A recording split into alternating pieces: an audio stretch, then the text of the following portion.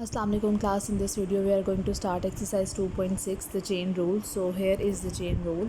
The chain rule is applied on the functions that are basically defined with the help of composition of functions, that is y is equal to f of g of x, in which f and g both are differentiable function.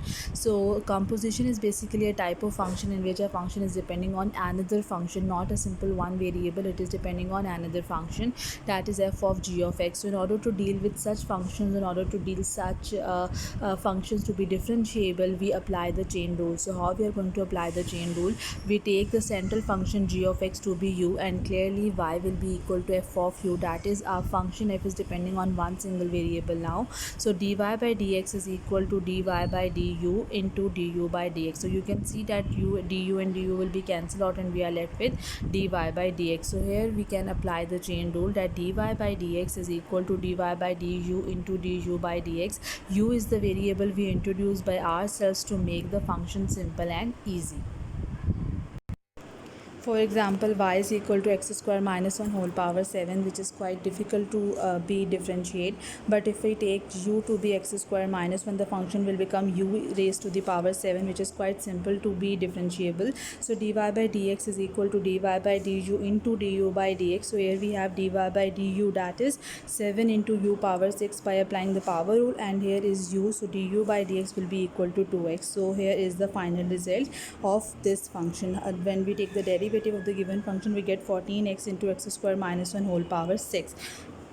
It is not necessary to apply the chain rule always. We can solve the question directly as well, because the concept behind is the chain rule. So if y is given to be x square minus 1 whole power 7, how we are going to take the derivative? We will apply the power rule first. So 7 as it is, x square minus 1 whole power 6, and now we will take the derivative of the base, which is x square minus 1, so the derivative is 2x. So you can see we are getting the same result now. So this is how the chain rule applies and works. So this is not necessary to write down all the steps again and again. You can directly solve the question as well, but the concept behind is the chain rule.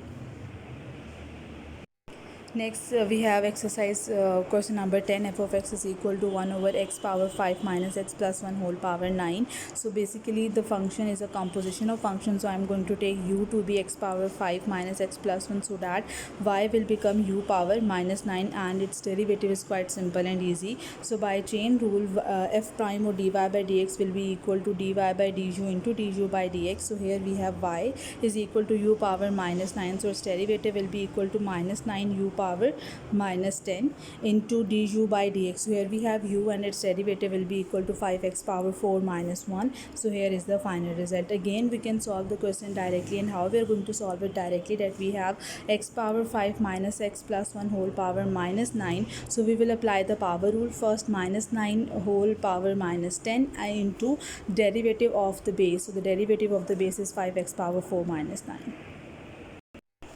Next we have question number 14. F of x is equal to cube root of 12 plus the square root of x. Clearly if you are going to apply the chain rule on this, you will take u to be 12 plus the square root of x, and then dy by dx is equal to dy by du into du by dx. So what we are going to do, I am going to solve it directly. So I am going to have 12 plus x power 1 by 2 whole power 1 by 3. So we will apply the power rule first, 1 by 3 whole power minus 2 by 3, because power minus 1 is going to be minus 2 by 3, and then into derivative of the base, which is basically du by dx. So the base is 12 plus x power 1 by 2, so its derivative is 1 by 2 x power minus 1 by 2. So here is the final result. Next we have question number 16. F of x is equal to tan of square root of x. So we have recently discussed that how we can solve or differentiate the trigonometric functions but with the angle x. But what about if we have a different angle? For example, in this case we are having the angle to be square root of x. In such cases we should apply the chain rule. So we will take u is equal to square root of x, and the function is going to be tan of u. So df by dx will be equal to df by du into du by dx. So the derivative of the function with respect to u is going to be secant square u, and du by dx is going to be 1 by 2x power minus 1 by 2. So inserting the value of u, again we get the answer to be here. We can solve the question directly as well, that what we are going to do, the derivative of the function is going to be tan. The derivative of the tan is secant square. Angle should remain the same, and then we will apply the derivative of the angle as well, which is 1 by 2 x power minus 1 by 2. So whenever we are going to solve the or the differentiate the trigonometric functions, we have to apply the derivative, and then we have to apply the derivative of the angle as well. As in the next question, question number 22, f of x is given to be cos cube of x over x plus 1. So you can see that here we are having a power rule as well as different angle other than x. So what we are going to do, at first we will apply the power rule. So 3 cos square, angle is the same, which is x over x plus 1, and then we will take the derivative of the base, and the base is cos x over x plus 1. So the derivative is minus sign, angle is the same, which is x over x plus 1, and then we will take the derivative of the angle as well, which is solved with the help of quotient rule. So next we have question number 26, f of x is equal to x power 4 minus secant 4x square minus 2 whole power minus 4. Again we are going to apply the power rule first. So power will be in the coefficient, and power minus 1, which is whole power minus 5, and then we will take the derivative of the base, which is x power 4 minus secant 4x square minus 2. So the derivative of the base is going to be 4x cube. Now the derivative of the secant is secant x tan x. So secant, angle is the same, into tan x, that is angle is the same, and then we will take the derivative of the angle as well, which is 8x. Next we have question number 28, y is equal to square root of x into tan cube of square root of x. So here you can see that we have to apply the product rule, because we are having a product of two functions. So the derivative of square root of x is 1 by 2 x power minus 1 by 2, and the second function as it is plus first function as it is. Now we have to take the derivative of the second function, and when we are going to take the derivative of second function, which is basically tan cube square root of x, we have to apply the chain rule 2 times. So at first we will apply the power rule. 3 will be in the coefficient, power minus 1, that is tan square root of x, and then we will take the derivative of the base, which is tan square root of x. Now the derivative of tan is secant square, angle is the same, which is square root of x, and then we will take the derivative of the angle, which is 1 by 2 x power minus 1 by 2. So these two terms will be cancelled out, and here is the final answer for this.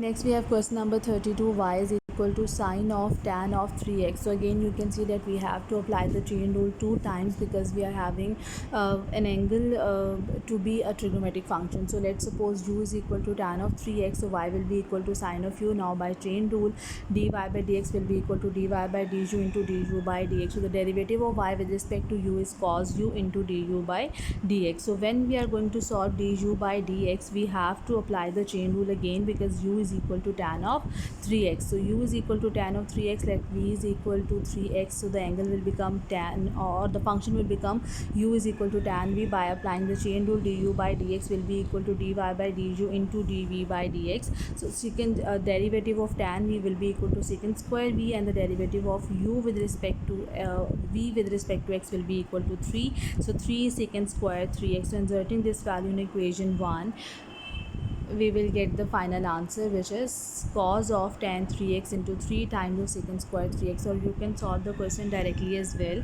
And how we are going to solve it directly, the derivative is going to be, at first we will apply the derivative of sine, which is going to be cos, angle is the same, which is tan 3x, and then we will apply the derivative of the angle. So the derivative of tan is going to be secant square 3x, and the derivative of the angle is 3 again. So here is the final answer.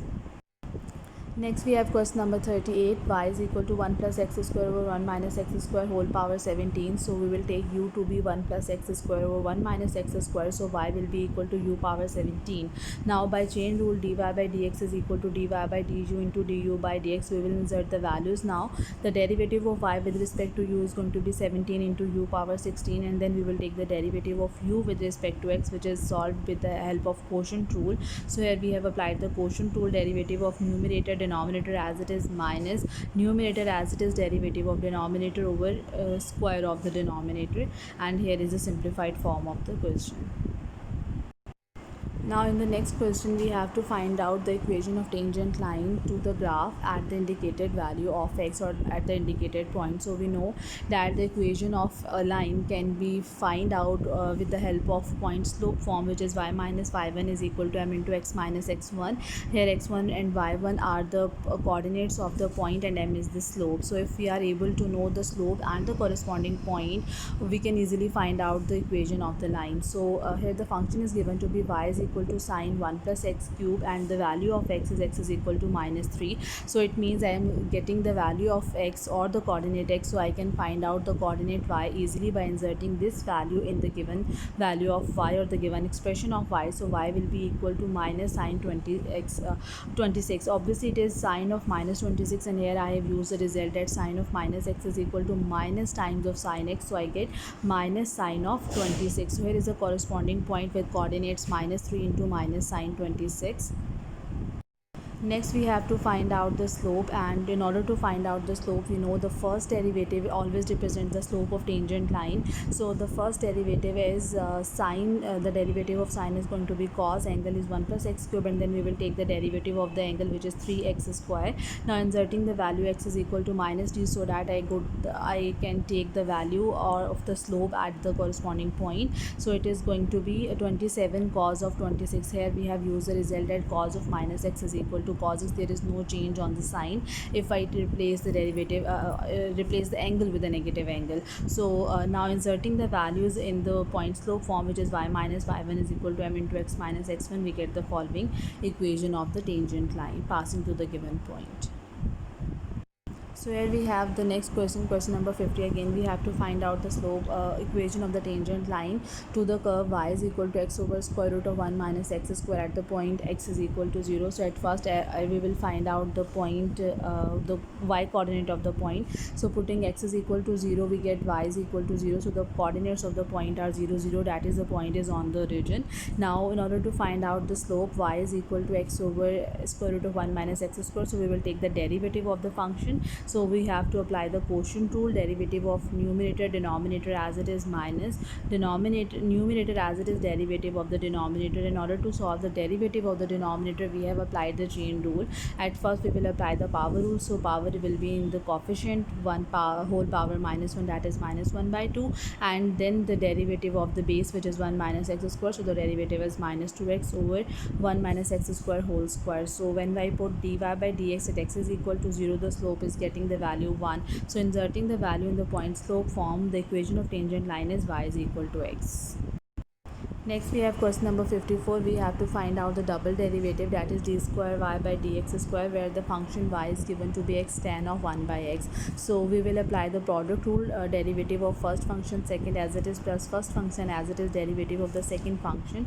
So the derivative of tan is going to be secant square, angle is 1 by x, and then we have to take the derivative of the angle, which is going to be minus 1 by x square. So this x will be cancelled out with 1 power, and here is the first derivative dy by dx. Now we will apply the derivative so that we can get the second derivative, which is d square y by dx square. So here is the derivative of tan of 1 by x. Tan, the derivative of tan is secant square, and the derivative of the angle is minus 1 by x square.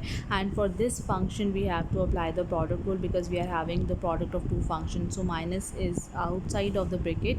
So the derivative of 1 over x is minus 1 over x square, secant square as it is, plus 1 over x as it is the derivative of secant square. And for this we have to apply the power rule first. So 2 into secant of the 1 by x, and then the derivative of the base, which is secant 1 by x. So secant x into tan x, that is secant 1 by x into tan 1 by x, and then we have to apply the derivative of the angle, which is minus 1 by x square, and here is a simplified form of the solution.